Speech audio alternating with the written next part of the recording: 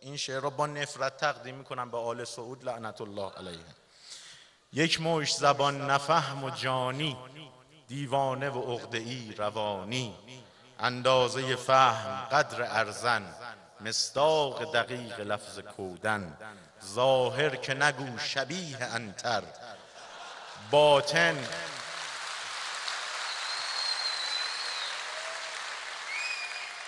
ظاهر که نگو شبیه انتر، باطن که خدا بدو بدتر، از هرچه که سافل است اسفل، مصداق سه نقطه اند و انگل، هرگز نرسد به پای ایشان، در فتنه گری و مکر شیطان، یا گرم چریدنند و مستند، یا این که به فکر چیز هستند.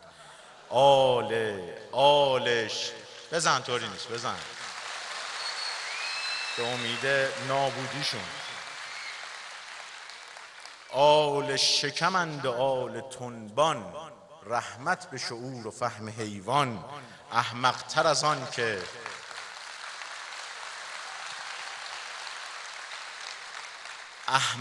از آن که وصف گردند، با عقل همیشه در نبردند، گور پدر سعود آلش، بشمار که میرسد زوالش. انشاءالله.